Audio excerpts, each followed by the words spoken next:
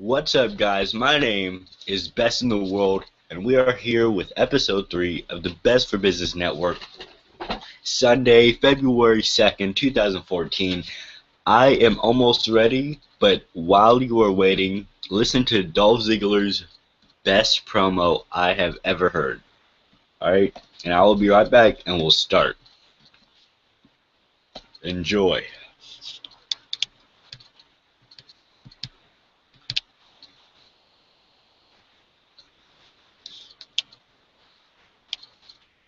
Toledo, Ohio, Dolph Ziggler. Dolph, unfortunately, came up on the short end of the stick against Antonio Cesaro in that Elimination Chamber qualifying match. How do you feel? Yeah, not exactly sure how I feel. My entire life, 5 years old, I've done things that other people not only can't hang with me, they just can't do. I've been a winner. 5 years old, I started wrestling. I lost my first match, and I pretty much won ever since that. High school, college, you name it. And it's not just the athletic ability that I have. I have this thing known as the it factor, where you can strike up a conversation with anyone. You can step into something that's not your comfort zone. You can go on a media circus for 12 hours, and you can still go to work on no sleep and go out there to the ring and do what you do better than anyone else in this business. And I know it sounds like I say it a lot because I do it every single night. I swear, every night I deliver. And what do I get? I get pulled aside. Hey, don't be so good. Hey, you're not doing this right. You're doing this wrong. But you know what? I've seen Monday Night Raw. I've seen Friday Night SmackDown. I know what's right and what's wrong. And if everyone is in my head telling me what's wrong, I know that I am right. Everything I do is to become better, the best ever. I'm not going to stop until I reach that point. And I don't know if I can continue doing this. I've been told I'm a loser. I've been told I suck. I've been told I'm not tall enough. I've been told I'm too loud. I've been told I run my mouth backstage. You know why I run my mouth? Because if you can get in the ring with me, one person backstage, one person in the office, in the mailroom, a superstar, you name it, one person outdoes me in this business in any aspect, in the back, in the ring, at my house, I don't care. I will not be outshined.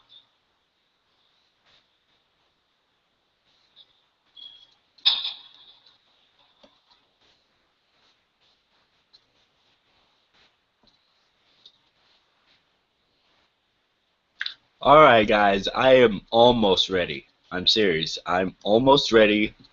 I'll let you listen to one more thing, and then we will be officially ready to start this thing. Now, I just want to see what I can put up without getting a copyright strike.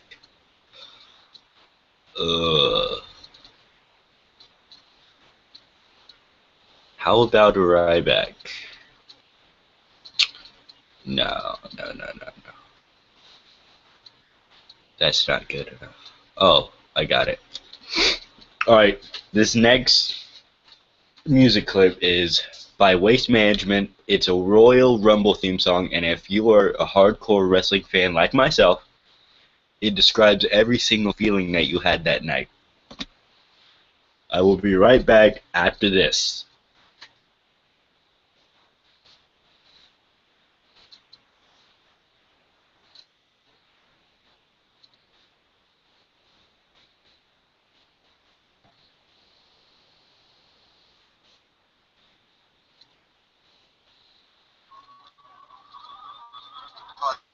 Let's go. It's what the fans want. It's why they pay for tickets. They voice their opinions. It doesn't make a difference. Even though we're seeing red, let's get reminiscing. Now, when the Royal Rumble was dope, then what started this? I wasn't different about the outlaws taking the straps. I rode roads, mania match, the top.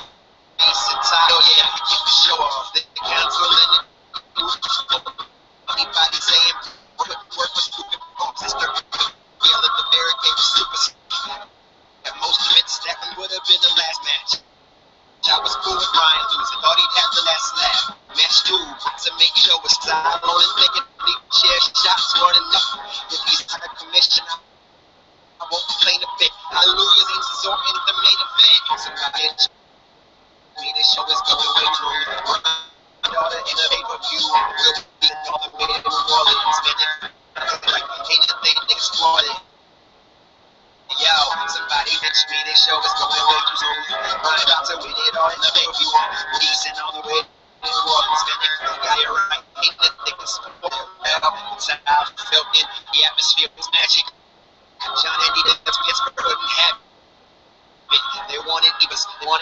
Bryan. Randall's getting angry, look, he's on the verge of crying. Time, the fucking city for great. Yeah, shitty, but hey, there's a smile on these lips. It's time for my rumble pick. Punk violence, Citizen King, who's 7 up for this. Couple bums, roll the heat. The finish made me known on Reigns teed off. 12 eliminations at 17, it was Sheamus. Not the biggest fan, but not some people been anxious. Good to see you. Can't say the same about El Torito. Cesaro should have swung to the 17th row. Still no big excitement. We're starting to wonder why. 80-yard Dave, Big E was at 29. Sweating balls by 30, but fuck it, here we go. Mysterio. Getting me? This fat little midget, man. Shove Batista down, broken, no, he resisted. Would have been acceptable if he was a surprise entrant. David facing Randy's the largest of travesties. Aside from 12 rounds and Guardians of Galaxies. Somebody pinch me, the show is going way too smooth. Batista pointed at the sign and the pay-per-view. We'll be knowing on the way to New Orleans. Fucked again, but Pittsburgh gets an A for performance. Yo, somebody pinch me, the show is going way too smooth. Batista pointed at the sign and the pay-per-view. We'll be knowing all the way to New Orleans. If you missed it, pick a different Rumble match from the Torrents. Alright, and we are ready to go with this episode 3 of Best for Business Network. Now, the first topic I want to get to is CM Punk. CM Punk, if you do not know, well, if you don't know, you obviously aren't a wrestling fan and shouldn't be here, but last Monday, about 30 minutes before Raw, he walked out on the WWE. He told Vince McMahon, I'm walking out.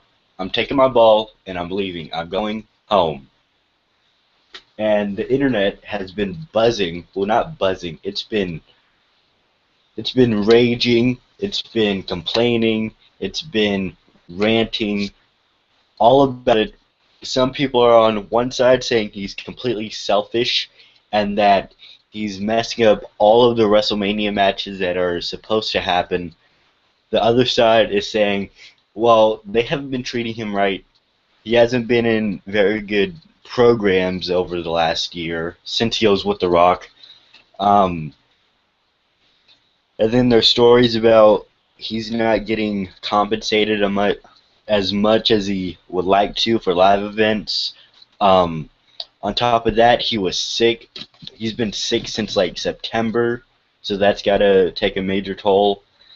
And I also heard a story that he was told that he was going to fight Triple H at WrestleMania, and he wouldn't have it, so he left.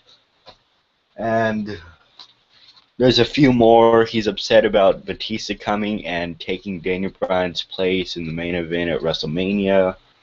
WWE not pushing Daniel Bryan. That's about it for it. And some people are still on the fence if it's real or it's just a work for a big old WrestleMania angle. WWE has already started offering refunds to people who have like bought tickets to WrestleMania Access, autograph signing and stuff, because some people just bought it just to get autographs of CM Punk, and some people might take refunds. So if this is an angle, this angle could actually be costing them money because they're offering refunds.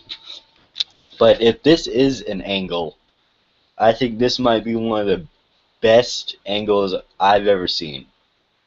But I highly doubt it. CM Punk has been wanting to quit. He's been frustrated with the company for years. So I'm not surprised. Well, I am surprised. But then again, I'm not that he just left. Is he right about just walking out? No, obviously not. His contract is going until July. And why? Excuse me. My question is, why didn't he just? This is going off one story. It's because he wasn't getting paid much. If that story is true, why didn't he just wait until WrestleMania?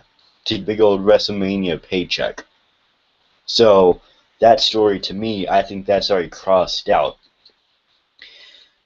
Plus, if it was really about the money, I think CM Punk would be smart enough to get that WrestleMania paycheck and then leave. I think he's just frustrated with everything that's happening right now. With the WWE not listening to the fans, not pushing Daniel Bryan at all. This is a bad time, and CM Punk is going around. I'm not a official or anything, but word was going around that Triple H was gonna face CM Punk. Daniel Bryan was going to face who is it gonna face? Oh yeah, Sheamus, which a lot of people would have been upset with. I wasn't really, when I heard about it, I wasn't really like, oh, they can't do that, because I remember that those two having matches and it not being that bad. The only way I would be mad with the match is if it went on for like a minute and then it was over. But I see if they would actually have it, it would be a good match. But I'm getting off topic right now. Daniel Bryan's coming later in the show. But right now, CM Punk, Daniel Bryan was supposed to face Sheamus, John Cena, Bray Wyatt, which is supposedly still in locked because nothing's really affecting that storyline right there. Undertaker versus Brock Lesnar, which I want to talk about that. That's not on like the list of what I'm talking about, but I'm going to talk about Undertaker's match later on in the show.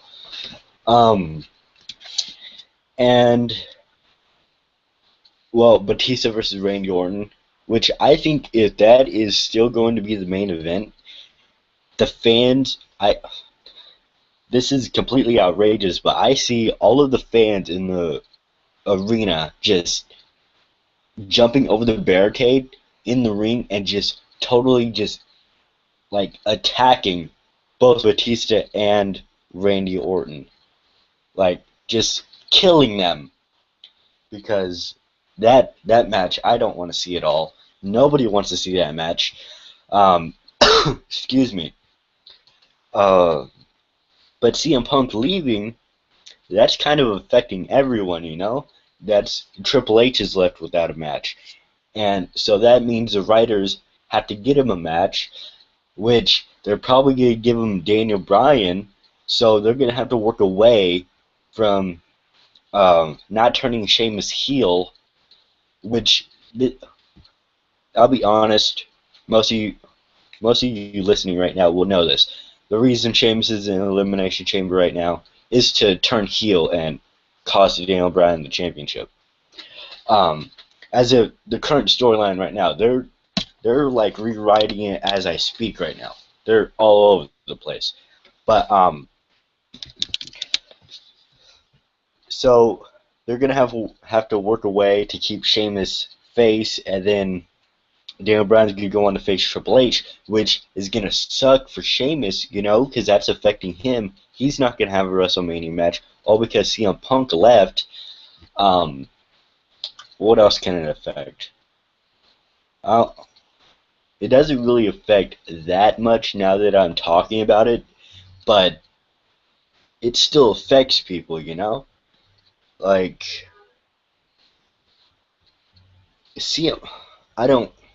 I really want to hear from CM Punk or WWE about what happened, because I just want to know what happened backstage right before he left, you know? But a lot of people see him gone for good. I see him returning. Because, you know, Vince McMahon, I bet he can make a deal that CM Punk can't refuse at all. Go ahead, if you're listening to this right now and you have your own thoughts, just comment, and I'll probably say it on the stream, which, not probably, I most likely will. So just comment your thoughts as you're listening to this. I say a lot, don't I?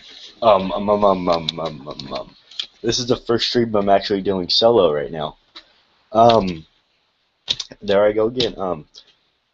So that affects everybody, and I see CM Punk coming back before March. I It could wait off until Elimination Chamber. I think CM Punk could wait off until then, and then he would come back after that event. But I don't see him being gone for good. I really don't. Some people do. I don't see it happening at all. But I think I'm done talking about that topic right there, unless I want to come back to it later. Alright, let's go on to number 2. Sting. Sting's contract, if you didn't know, is up. And he's currently in negotiations with WWE. And I'm going to go out on a limb and say they're past negotiations right now. They're just finding the correct contract to get to it. It's like negotiations, it's like you keep talking about like what you want, stuff like that, and then you'll make the contract, and then you'll sign it, blah, blah, blah, blah, blah. But I think this is Sting will sign whatever contract they make up. It's just they have to make one up. So he's going to be in WWE. A lot of people within WWE, the officials, are saying he's pretty much solid. He's in. And the actual role that they're thinking of at this moment is him becoming the Raw general manager. And I actually think that would be pretty epic, just to have an ex-TNA guy and a former WCW star, just like everybody. If you could go up to one wrestling fan and ask them, what former WCW star would you like to see in WWE? They would automatically say Sting. Because Sting in like, imagine this Monday on Raw and you see Sting come out and you just see him. I think tons of people would just blow their mind. No, Sting won't blow their mind. They will blow their own mind just seeing him in WWE. I think it's gotten to the point of like expecting it and wanting it and dreaming about it, that it'll just come all together and it'll be like the best thing ever if he just came back. Plus, if he's the Raw general manager, he'll just be on the show every single week. Every week. Every week. And now we get to the main point of it. Will he face the Undertaker? For WrestleMania 30? No. No. It's too soon. No. Plus, Undertaker's match is probably already locked in, you know, and he's probably already locked in with Brock. And if they call that off and then bring Sting in and then have them face off, guess what else? Someone else is affected by WrestleMania. Brock doesn't get a match. Or best in the world booking right now. Okay, we have Sting come back, right? I'm not saying I want this to happen, just, you know, it's just off the top of my head right now. Alright, so we have Undertaker versus Brock, but Sting comes in, and then Sting's going to fight Undertaker, so they call off the Undertaker-Brock match, right? So Brock is left without a match, CM Punk is gone, Triple H is left without a match. Yes, you know where I'm going with this. Triple H, Brock, the fourth match, WrestleMania 30. Daniel Bryan still gets to fight a heel Sheamus. Sheamus still gets to have his match and get his WrestleMania paycheck. I just solved what is life. I just answered that answer. Did I just answer an answer with an answer? Yes, I did. Yeah, that will never happen. What I just said will never happen. Okay? But I don't see Sting facing Undertaker at WrestleMania 30. It's too soon, even though a lot of people know about Sting, and, you know, like the dream match with Undertaker and what he's done in WCW and stuff like that, the majority of their audience, what is it? I know you could guess it. It is kids. Okay? Most of them weren't even born when WCW was around. Okay? That's most of their fans. The people who were born after WCW was bought out are their, like, majority. Those are the kids. And if Sting just shows up and says, I'm gonna fight Undertaker, I don't see WWE doing that. I don't see it happening at all. But I do see him being a Raw general manager for like a year, you know? Just everybody's gonna kind of get used to him and stuff like that. He's just gonna like the role. You know, it's just gonna be normal. Sting, man, the Sting's general manager. Let's see what he's got to say. He makes matches. Awesome. Great TV. Glad to see him in WWE.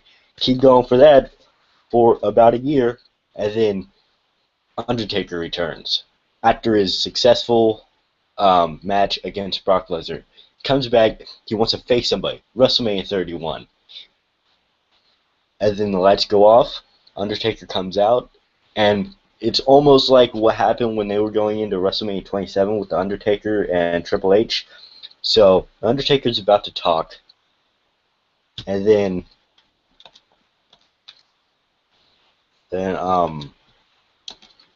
oh crap, the graphic is done. That sucks. Hello? Let me screen share it. Alright. Whatever. You could just see Triple H's hand right there. Talking. Alright. So, what was I talking about? Oh yeah. So he's getting into his role, right? He's liking it. He's good. He's all ready to go. And then, lights go off. Undertaker comes out. He's about to talk. Sting's music hits. They come. They just stare down. But they're not going to totally duplicate what Triple H and Undertaker did. Sting's going to be like, I want you at WrestleMania. And then Undertaker accepts. And WrestleMania 31, Sting versus Undertaker. That's how it's going to be. And I figure they both end their careers on that night. That's how I see that going down. Now, let's go in to my least favorite subject. Oh, hold on. We have some comments from Cody. I'm sorry, I'm bad at names, but Cody Collier. I know I got one right. I can't wait to see how WWE handles the situation on Raw tomorrow with the crowd chanting CM Punk and Daniel Bryan. I agree with that. Sting for Raw GM would be awesome. I can't wait to see what would happen. I mean, what could happen.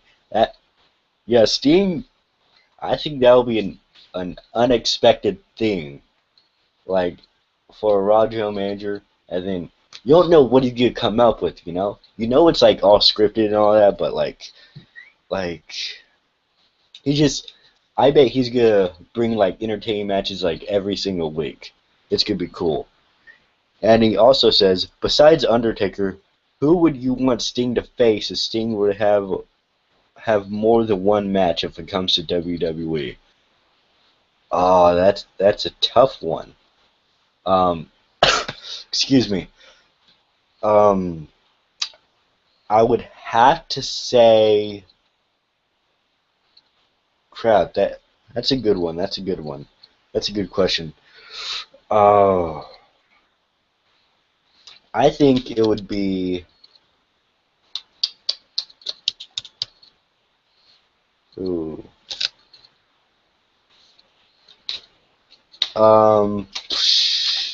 Kane, maybe. Yeah, maybe Kane. Maybe. I don't think they're gonna have him fight like a younger guy. He could fight Daniel Bryan, maybe. Or Sheamus. No, not Sheamus. Not Sheamus. No. Fate, we need Sting to get in the ring with Brock Lesnar. We need the Beast versus his baseball bat. That's what we need. So my answer is Brock Lesnar. And he also says, I think Sting could make an appearance on Raw after WrestleMania 30, possibly. I could see that. You know, the WrestleMania post-Raw, the Raw after WrestleMania crowd is usually always, whew. Plus, that's like the night Brock Lesnar returned, and people went ballistic. I could see that happening, but what would be even better, Cody? What would be even better if he showed up during Undertaker's match at WrestleMania 30? Boom. And then just set it up for next year. Have a Cena Rock thing. Just set it up a year before. And then he could still go on to be that GM. Yes. That's my answer. What would be awesome? I think he's talking about my Brock Lesnar versus Sting. Okay. So, we're about over 25 minutes now, almost 30 minutes. If you could go ahead, give a thumbs up, give it a like, share with your friends. We are here. Actually, I'm also here every week, but this is the first time that I don't, but I have not a guest host, but a co-host. A co-host that he's not able to make it today, but his name is Ferris Madain. You can find him on Twitter at Madain24. I'll spell it out for you. At MADAIN 24. You can follow him. He's a co-host. Yeah, just give it a like. And I'm not really sure what I should talk about next. Okay, I know. The third thing in this stream's title, TNA is bullshit. TNA is like, it's that thing that gets me really mad. Really mad. Like, they're doing everything wrong. How are you gonna let AJ Styles go? What are you doing, Dixie? And then you let Sting go. What's your actual problem, Dixie? Are you actually the character you portray on your TV as a stupid person who just does ridiculous demands and wants Magnus to be champion for whatever reason? I don't know. And then they let Jeff Hardy. He's gone. You know, in a couple of months, I think Kurt Angle and Samoa Joe are gonna be gone as well. This is. I tune into TNA every week, and not because I enjoy it. It's because these are their final shows. I believe they're getting shut down this year. I'm calling it. By like September of this year, they're gonna be done. I don't really want to talk about TNA all that much, but Rockstar Spud is good. He's good at playing his character. Oh yeah, I want to talk about the mystery investor.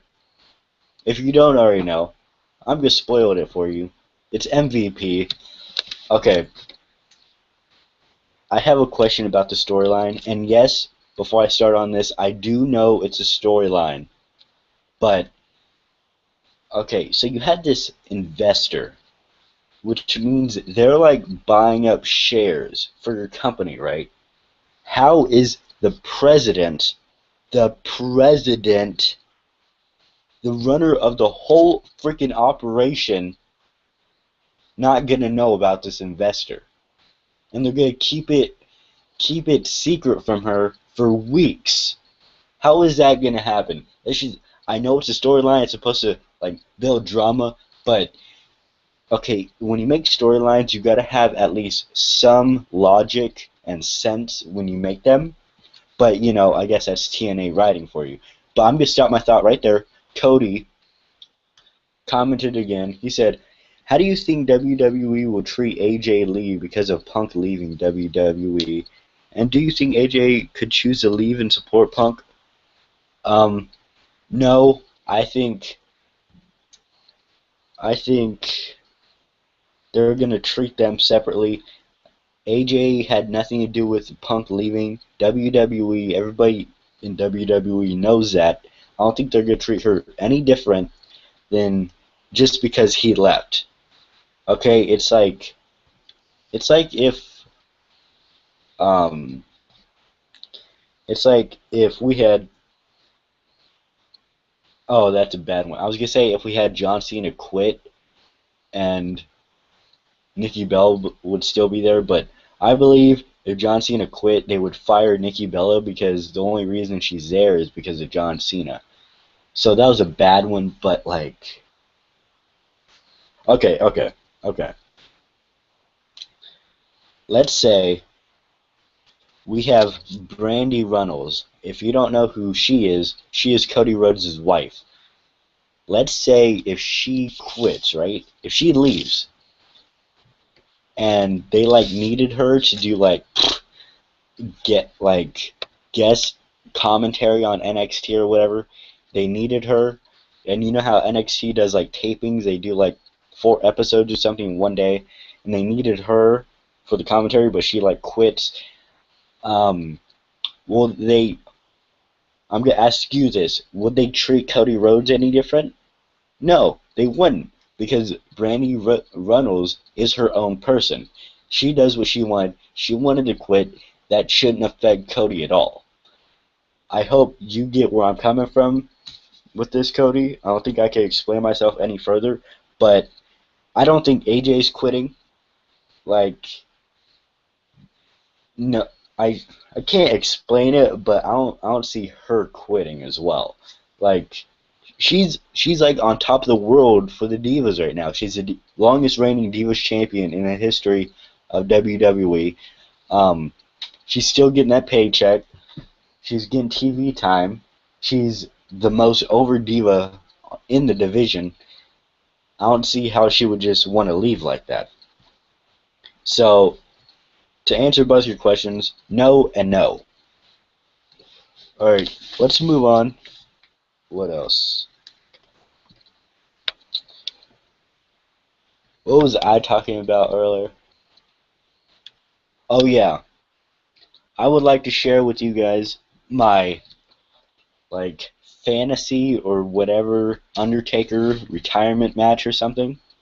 Okay, this is what's gonna happen. We're gonna have Undertaker return, right?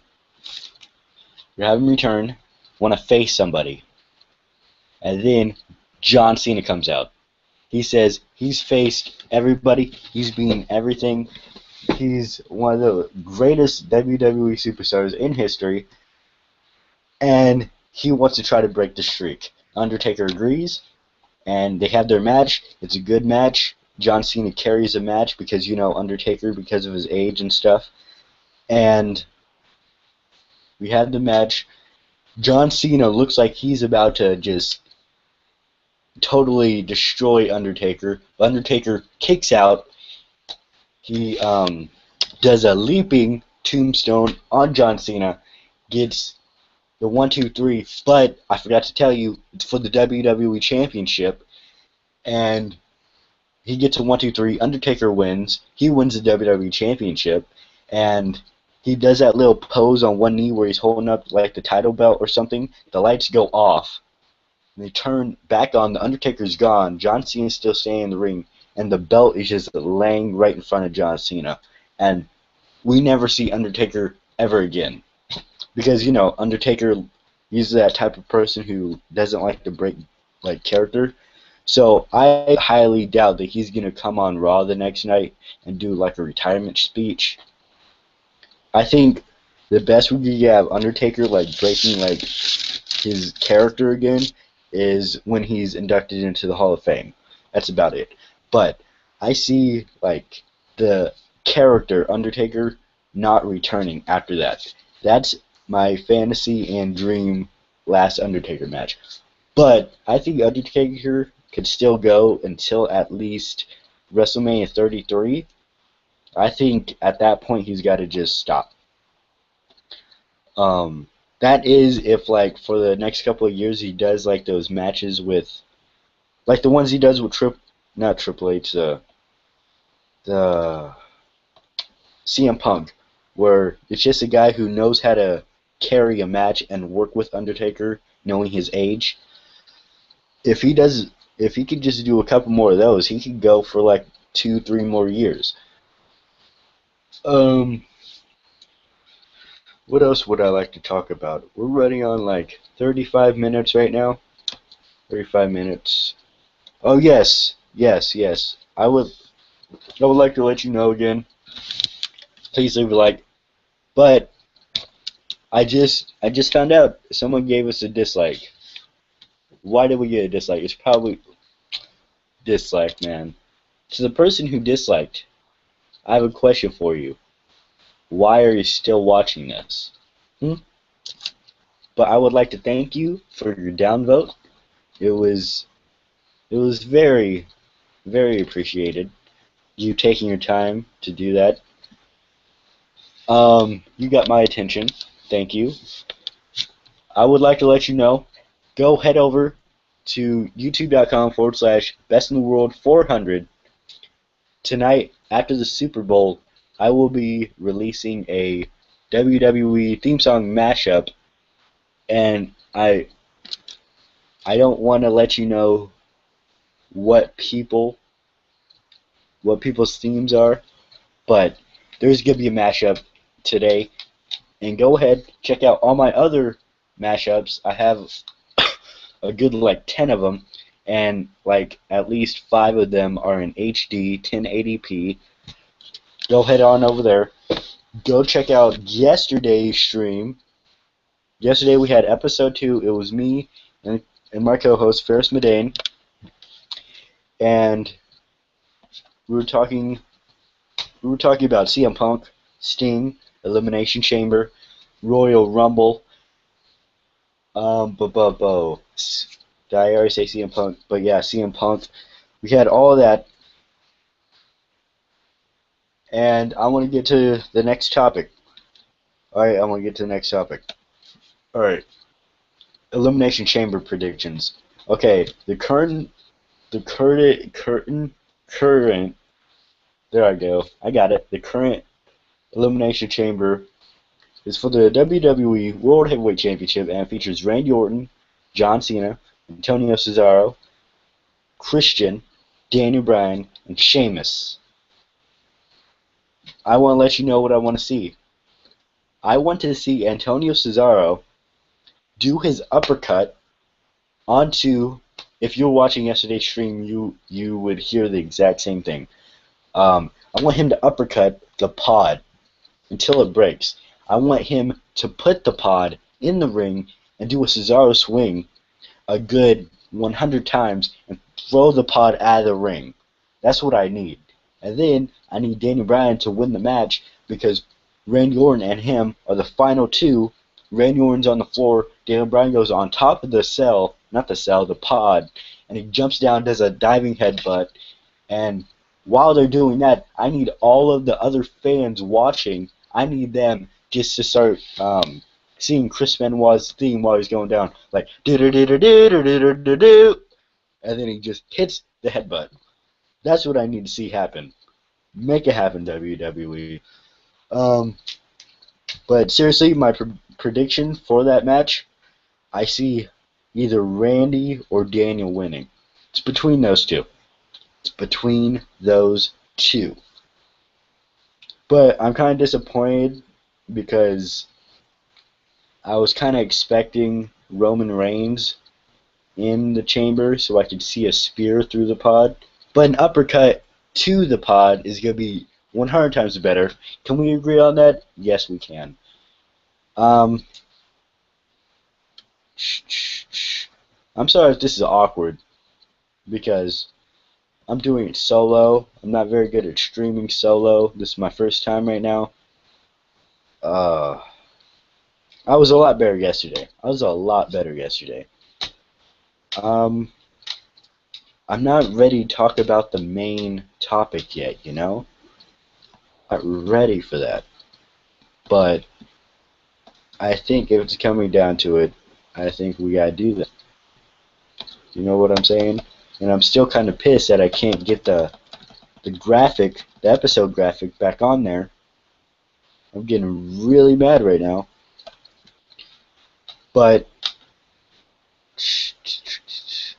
yeah, let's just do it. Okay, the main topic of this episode is Daniel Bryan. Daniel Bryan. Okay, Daniel Bryan. WWE is making me sick to my stomach. For months now, we have sold out arenas on their feet chanting yes and Daniel Bryan. Every week. He still hasn't had a decent title run yet.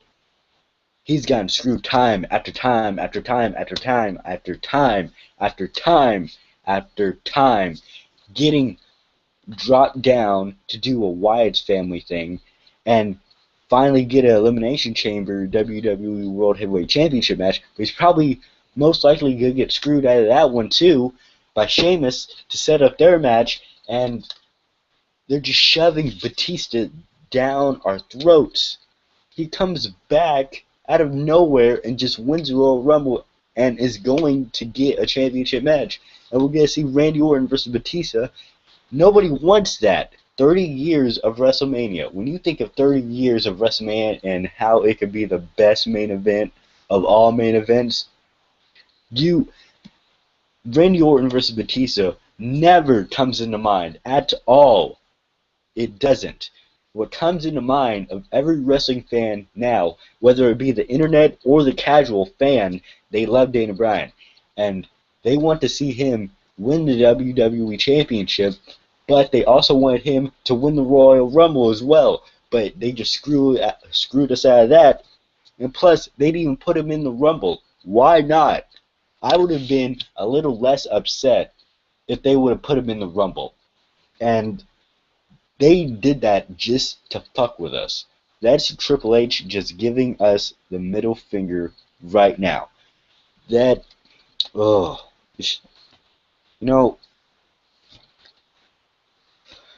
Nobody wants to see Batista versus Randy Orton for the WWE World Heavyweight Championship match. Nobody wants to see Sheamus versus Daniel Bryan. Okay? Nobody wants to see that. And you're just giving it to Batista for no reason at all. Hold on, I need some water.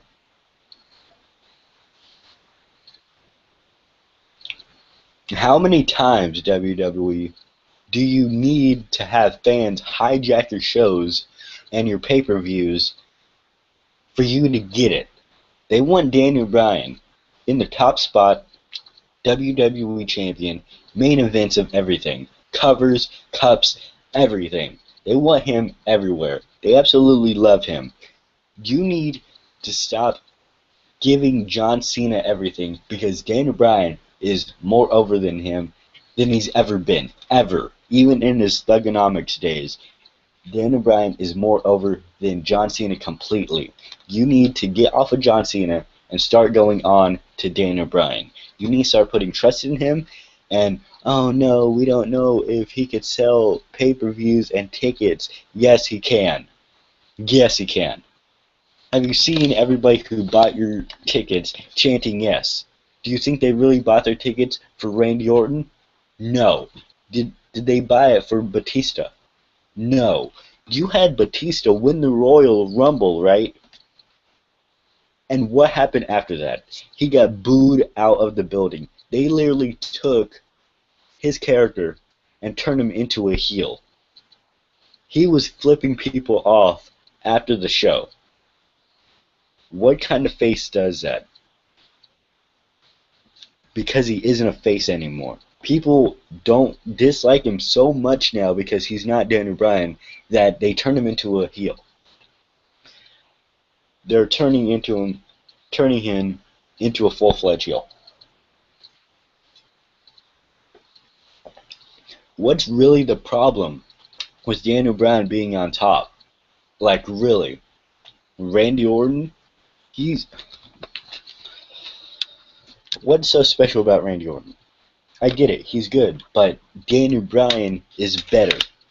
Everybody likes Daniel Bryan. The casual fans like Daniel Bryan because he's relatable to everybody. The internet fans love him because he's also relatable. He knows how to work. He knows how to talk. He knows how to do everything. He's got that indie background. He's, in most people's minds, he is the perfect wrestler. And WWE doesn't see that because they like these big old tough, steroided out big guys. And that's hurting their company bad. You had to give refunds last year because Daniel Bryan won the WWE Championship at Night of Champions, and the next night he took it away, and you had to give money back.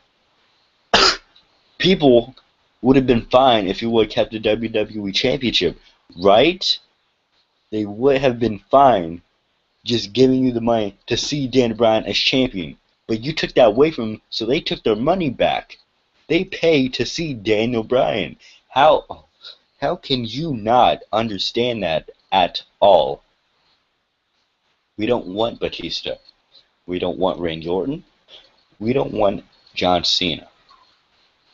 Okay, we don't want Big Show. We don't want any of them. We want Daniel Bryan. We want Daniel Bryan here. We want Daniel Bryan there. We want Daniel Bryan everywhere. We want him everywhere. We want him to be on Raw, SmackDown, Total Divas, you name it. All the pay-per-views. We want him. We like him. We don't like John Cena. Nobody likes John Cena except for little kids. And guess what, WWE? Those same little kids are cheering for Daniel Bryan now. Daniel Bryan is over. And I'm saying if you go down the description of this video right now, it says Daniel Bryan is the most over talent ever. I believe he is the most over superstar ever in history. Ever. And you could say, oh, but Stone Cold. I think Daniel Bryan's past that point now. He has arenas, sold out arenas chanting for him. He has football crowds when he's not even there chanting. Chanting yes. That's how someone started a petition on the White House website to get, and it got over 100,000 signatures to get Daniel Bryan into a WWE World Heavyweight Championship match at WrestleMania. I mean, really.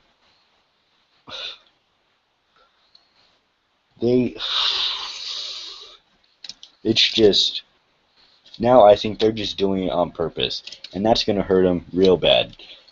Every week now. Every week that Daniel Bryan isn't a champion, those shows are getting hijacked. Because whenever they see something they're not going to like, which is everything that's not John Cena, everything that's not Daniel Bryan, they're going to hijack the show. You're going to have Batista versus Brock Lesnar? Yeah, they're going to be into it a little bit, but they're going to start chanting Daniel Bryan. You have Randy Orton come out, he's going to be drowned in Daniel Bryan chants. John Cena, you already know, Daniel Bryan chants. And then you're going to have John Cena go out there and try to feed off of that, off of him being over, and do the yes chants and stuff like that. No.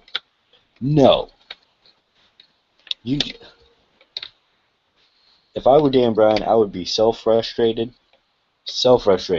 And this is Dan. it's Batista. I think that's the entire thing centered around it. Batista was booed after he won the Royal Rumble. When's the last time you saw a Royal Rumble winner booed? Think about it. Because I sure as hell don't remember. I don't remember at all. And they booed him right out of the building. They booed Rey Mysterio, one of the most beloved, hardworking people in the WWE from the past, and maybe the present. He is adored.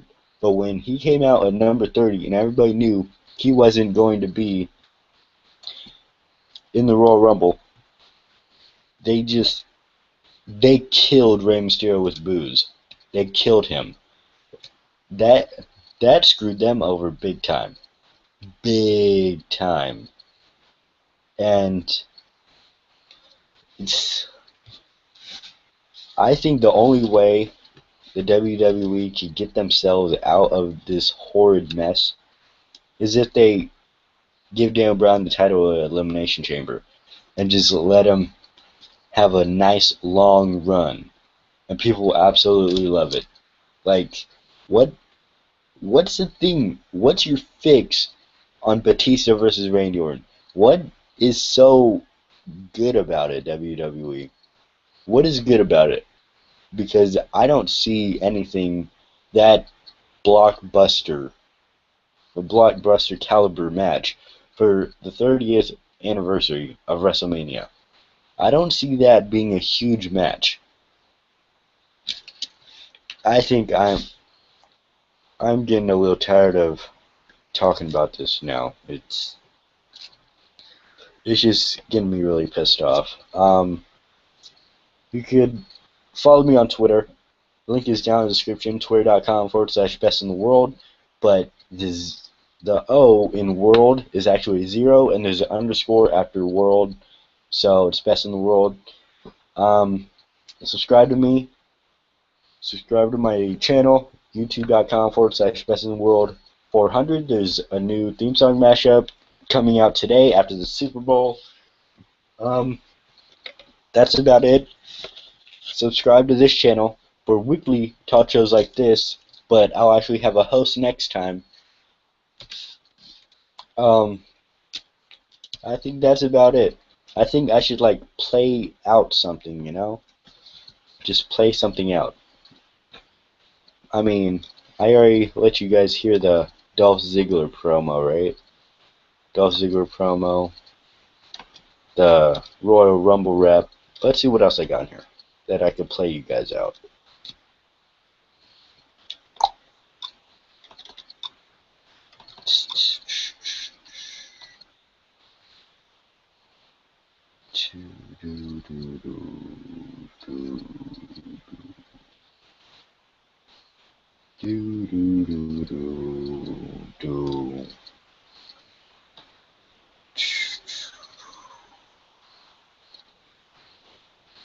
I got it.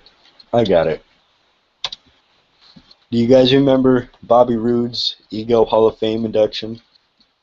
Yeah, I like that. That's what we're going to play out on. That's what we're playing out on. Alright guys, I would like to thank you for watching. My name is BestInTheWorld, and catch you guys next time.